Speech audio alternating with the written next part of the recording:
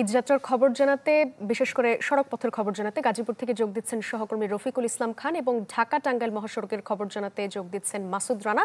আমরা শুরুতেই চলে যেতে চাই গাজীপুরে। রফিক আছেন।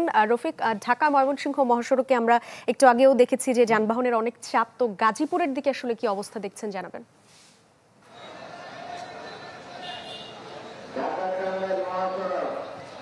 সাদিয়া, গাজীপুরের ঢাকা টাঙ্গাইল এবং ঢাকা ময়মনসিংহ মহাসড়কে গতকাল দুপুর থেকে কিন্তু যাত্রী এবং যানবাহনের চাপ বেড়েছে। তো আমরা যেটি দেখেছি, আমি এই মুহূর্তে রয়েছে চন্দ্রা ত্রিমুর এলাকায়। ত্রিমুরকে কেন্দ্র করে ঢাকা টাঙ্গাইল এবং চন্দ্রা নবীনগর যে সড়ক রয়েছে, দুটি সড়কে কিন্তু যানবাহনের দীর্ঘ সারি লক্ষ্য করা গেছে এবং সময় যত বাড়ছে ততই কিন্তু আমরা দেখেছি যাত্রী এবং যাত্রীদের সংখ্যা কিন্তু বাড়ছে। ইতিমধ্যেই অনেক শিল্প কারখানা বন্ধ হয়ে গেছে, যদিও গতকালকে 40% শিল্প কারখানা বন্ধ হয়ে গেছিল এবং আজকে কিন্তু বাকি 60% শিল্প কারখানা বন্ধ হয়ে যাবে। অলরেডি কিন্তু বন্ধ হতে শুরু করেছে এবং মানুষের যে চাপ, সেই চাপ কিন্তু বাড়তে শুরু করেছে মহাসড়কগুলোতে। তো আমরা যেটি দেখছি, চন্দ্রামুরকে কেন্দ্র করে বিশাল যানজটের সৃষ্টি হয়েছে। তো হাইওয়ে পুলিশ এবং জেলা পুলিশ, মেট্রোপলিটন পুলিশ তারা কিন্তু কাজ করে যাচ্ছে যে গাড়িগুলো, সেই গাড়িগুলো পার করার জন্য। যদিও গতকাল রাতভর কিন্তু একমুখী গাড়ি চালিয়েছে, শুধু ঢাকা থেকে যে সমস্ত গাড়ি উত্তরবঙ্গের উদ্দেশ্যে ছেড়ে গেছে সেই সমস্ত গাড়িগুলো এদিকে পার করেছে এবং কি এখন থেকে আধা ঘন্টা আগে কিন্তু আবার কালিয়াকুর বাইপাস এলাকাতে ব্যারিকেড দিয়ে ঢাকামুখী যান চলাচল বন্ধ করে দিয়ে শুধু একমুখী গাড়ি চলাচল করছে, যাতে করে যে সমস্ত গাড়িগুলো আসলে রাজধানী থেকে ছেড়ে যাচ্ছে উত্তরবঙ্গের দিকে, সেই গাড়িগুলো পার করার জন্য চেষ্টা করছে। কেননা কিছুক্ষণ পরে আবার যে যাত্রী এবং যানবাহনের যে একটা চাপ বেড়ে যাবে, সেই চাপটা সামাল দেওয়ার জন্য তারা আগে থেকেই একমুখী গাড়ি চালানোর সেটা শুরু করে দিয়েছে। তো পুলিশের পক্ষ থেকে জানানো হয়েছে চন্দ্রামুরের সার্বিক পরিস্থিতি দেখতে কিছুক্ষণের ভিতরে কিন্তু পুলিশ প্রধান চন্দ্রামুরে আসতেছে, যে কারণে পুলিশের যারা ঊর্ধ্বতন কর্মকর্তা রয়েছে তারাও ইতিমধ্যে এখানে এসে হাজির হয়েছে। তো এখন তাদের মাথা ব্যথা হয়ে গেছে চন্দ্রামুরকে কিভাবে স্বাভাবিক করা যায়। এই ছিল এখান থেকে সর্বশেষ খবর। সাদিয়া।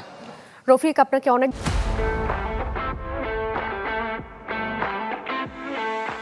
রফিক আমাদের সঙ্গে যুক্ত ছিলেন। এবারে আমরা চলে যাব টাঙ্গাইলে, সেখানে আছেন আমাদের সহকর্মী মাসুদ রানা। এছাড়াও সিরাজগঞ্জে আছেন হীরক গুণ এবং মুন্সিগঞ্জে আছেন শুভ ঘোষ। তবে এই মুহূর্তে আমরা চলে যেতে চাই টাঙ্গাইলে। মাসুদ রানা, জানতে চাচ্ছিলাম যে ঢাকা টাঙ্গাইল মহাসড়কে আসলে আমরা কিছুক্ষণ আগেও যানজটের বেশ চিত্র দেখছিলাম, এখন সবশেষ কি আপডেট আছে জানাবেন।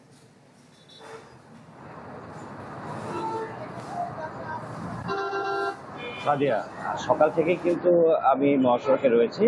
আমার পেছনে যে মহাসড়কটি দেখতে পাচ্ছেন, এটি ঢাকা টাঙ্গাইল যমুনা সেতু মহাসড়ক। এই মহাসড়কে মূলত আমি রয়েছি এই এলেঙ্গা যে প্রবেশদ্বার, এই উত্তরবঙ্গের প্রবেশদ্বার খ্যাত এই এলেঙ্গাতে আমি রয়েছি। আমার পিছনে যে গাড়িগুলো যাচ্ছে, এটি কিন্তু ঈদের মানুষের যে নারীর টান, এই ঈদ ধারাবাহিক করে নেওয়ার যে একটি অংশ, তারই একটি চিত্র এটি। এখানে কিন্তু সকাল থেকে দেখতে পাচ্ছি যে অনেক যানবাহনের চাপ রয়েছে। বিশেষ করে গতকাল বিকেল থেকে কিন্তু এই মহাসড়কের যানবাহনের চাপটা অনেকটা বেড়ে যায়। স্বাভাবিক প্রতিনিয়ত এই স্বাভাবিক দিনের মতো এখানে যে মহাসড়কে যান চলাচল করে 8 থেকে 10,000, সেখানে কিন্তু ঈদের আগে এখানে প্রায় 20 থেকে 25,000 বাড়তে থাকে। গত 24 ঘন্টায় কিন্তু এই মহাসড়ক দিয়ে, বিশেষ করে যমুনা সেতুর কর্তৃপক্ষ যেটা জানিয়েছেন, টোল প্লাজায় প্রায় 52,000 উপরে কিন্তু এই মহাসড়কে যান চলাচল হয়েছে। এছাড়াও এখানে যে টাঙ্গাইলের যে পুলিশ সুপার রয়েছে, তিনি জানিয়েছেন এখন পর্যন্ত তেমন কোনো বড় ধরনের দুর্ঘটনা বা তেমন বড় ধরনের যানজট সৃষ্টি হয়নি। থেমে থেমে কিছুটা যানজট সৃষ্টি হয়েছিল, এখন ধীরগতি রয়েছে। অল্প কিছুক্ষণের মধ্যে এটি স্বাভাবিক হবে বলে জানিয়েছেন টাঙ্গাইলের পুলিশ সুপার। সাদিয়া। মাসুদ, অনেক ধন্যবাদ আপনাকে। এবারে চলে যাব সিরাজগঞ্জে, সেখানে আছেন হীরক। হীরক, জানাবেন সবশেষ পরিস্থিতি।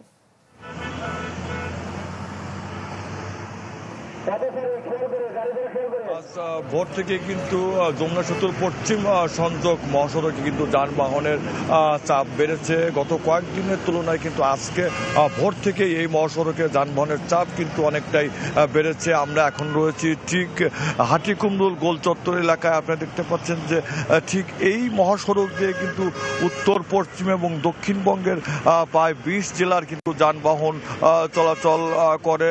তবে গত কয়েকদিন এই মহাসড়কে যানবাহনের চাপ কিছুটা কম থাকলেও কিন্তু আজকে ভোর থেকেই এই মহাসড়কে কিন্তু যানবাহনের চাপ অনেকটাই বেড়েছে। বিশেষ করে আমরা দেখেছি যে এই যমুনা সেতুর পশ্চিম পাড় থেকে ঠিক চান্দাইকোনা পর্যন্ত যে 38 কিলোমিটার মহাসড়ক রয়েছে, এই মহাসড়ক 4 লেন উন্নীত করার কিন্তু যানবাহনের চাপ থাকলেও কিন্তু কোথাও কোনো যানজট নেই। আমরা দেখতে পাচ্ছি যে যাত্রীবাহী বাসের পাশাপাশি কিন্তু সেখানে পণ্যবাহী ট্রাক, মোটর সাইকেল, সেখানে প্রাইভেট কারে যে যেভাবে পারছে ঠিক সেভাবে কিন্তু স্বজনদের সাথে ঈদ করতে বাড়ি ফিরছে। ঠিক এখন আমরা রয়েছি ঠিক হাটিকুণ্ডুল গোলচত্বর এলাকায়। আপনারা দেখতে পাচ্ছেন যে বেলা যতই বাড়ছে ততই কিন্তু এই মহাসড়কে যানবাহনের চাপ বাড়ছে। সাদিয়া। হিরক, আপনাকে অনেক ধন্যবাদ। এবারে আমরা চলে যাব মুন্সিগঞ্জে, সেখানে আছেন শুভ ঘোষ। শুভ, মুন্সিগঞ্জের মাওয়া প্রান্তে আসলে কেমন চিত্র দেখছেন সবশেষ জানাবেন। এছাড়া যাত্রীদের পক্ষ থেকে আসলে কোনো ধরনের অভিযোগ পাওয়া গেছে কিনা, নাকি ভোগান্তিহীন যাত্রাই চলছে, জানাবেন। দেখুন, আসলে মাওয়া প্রান্তে কিন্তু এখন ঈদে বাড়ি ফেরা মানুষের উপচে পড়া ঢল নেমেছে। আমরা কিছুক্ষণ আগে ঢাকা মাওয়া এক্সপ্রেসওয়ে ঘুরে দেখে এসেছি। সেখানে কিন্তু দেখেছি কয়েক কিলোমিটার এলাকা জুড়ে কিন্তু যানবাহনের একটি দীর্ঘ সারি তৈরি হয়েছে।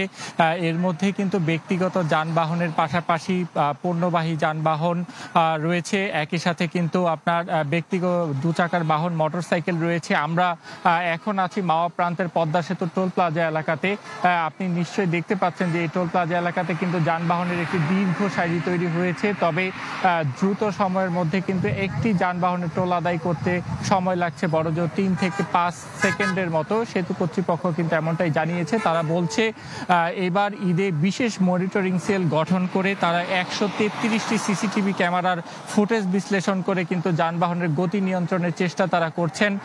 একই সাথে অনাকাঙ্ক্ষিত দুর্ঘটনার পাশাপাশি মহাসড়কে অপ্রীতিকর সকল ঘটনা এড়াতে সব ধরনের সর্বোচ্চ প্রস্তুতি তারা নিয়েছেন। তারা এটি জানিয়েছেন যে ফিরতি পথে যারা ঈদ উদযাপন শেষে শহরের রাজধানীতে ফিরবেন তারা যাতে আসলে নির্বিঘ্নে ফিরতে পারেন সেই প্রস্তুতিটিও কিন্তু তারা রেখেছেন। তবে যাত্রীদের পক্ষ থেকে সকাল থেকে অতিরিক্ত বাড়তি ভাড়া আদায়ের অভিযোগ এবং ধীর গতিতে ঘন্টার পর ঘন্টায় আটকে থাকার অভিযোগ ছাড়া আসলে বড় তেমন কোনো অভিযোগ পাওয়া যায়নি। তবে শত অভিযোগ থাকলেও বাড়ি ফিরছে, প্রিয়জনের সাথে ঈদ করবে, সে উৎসবের ছাপ তাদের চোখে মুখে স্পষ্ট।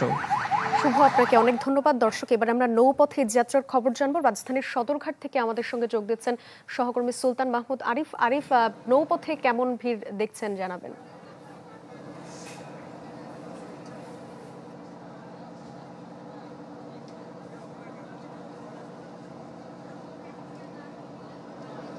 সাদিয়া, গতকালকের তুলনায় আজকে অনেকটা ভিড় কম। তবে বেলা বাড়ার সাথে সাথে আমরা দেখছি যে এখানে যে যাত্রীদের যে ভিড় সেটি কিন্তু বাড়ছে। এবং পাশাপাশি নৌপথ যেন এবার ঈদ যাত্রা নির্বিঘ্ন হয় সেজন্য কিন্তু আইনশৃঙ্খলা রক্ষাকারী বাহিনীর সদস্যদের উপস্থিতি কিন্তু আমরা দেখেছি।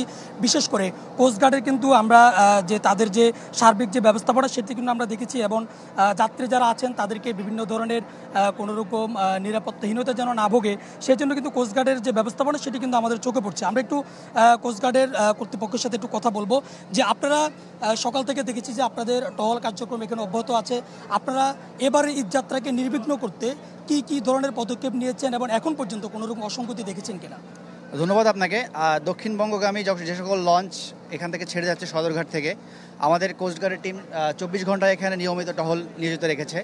যাত্রী সাধারণের সকল নিরাপত্তা এবং লঞ্চগুলো যেন সঠিক সময় ছেড়ে যায় এবং আপনার তাদের কাছ থেকে যেন অতিরিক্ত ভাড়া আদায় না করা হয়, এই সকল কারণে আমাদের টিম সবসময় আমাদের কার্যক্রম চলমান রয়েছে।